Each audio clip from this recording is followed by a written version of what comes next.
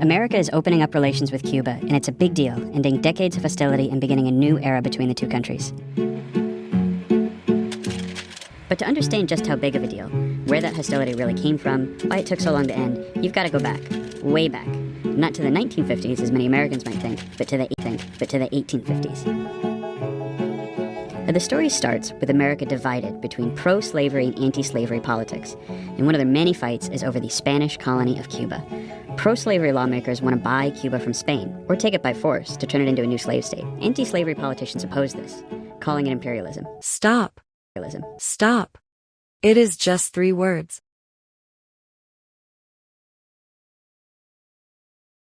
But fast forward to 1898, after slavery's over.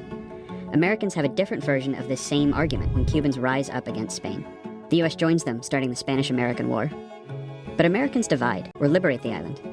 This is part of a much bigger debate at the time over whether the U.S. should explicitly become a European-style imperial power. So this is an argument about Cuba, but it's also an argument about America, what kind of country it should be. Should America be the kind of country that controls Cuba, or that respects it as a fellow sovereign nation? Stop. It is just 3 words. 3 words.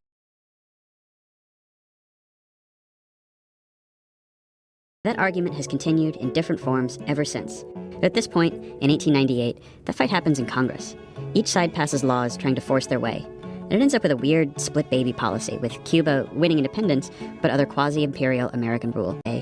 Dictate Cuba's foreign policy, and give itself the right to intervene in Cuban affairs. Then came the American interventions in Cuba in 1906 and 1917. Each time, the U.S. military takes over for a few years, ostensibly to resolve some political crisis, but that usually means protecting American interests, such as sugar imports.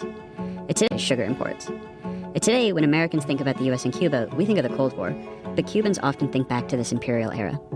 And that era technically ends in 1933 with an uprising against Cuba's government. Under U.S. law, America's supposed to intervene again, but President Franklin Roosevelt wants to end the imperial era, so he declares neutrality. And over the next 20 years, Cuba becomes a democracy, and one that's generally friendly with the U.S. That changes in 1952, when a former president and military leader named Fulgencio Batista seizes power in a coup. Stop. It is just 3 words. Oppressive rule. Cuba's communist uprising begins the next year, led by a young Fidel Castro. American politics at this point is obsessed with fears of communism, so the U.S. backs Batista in the war, no matter how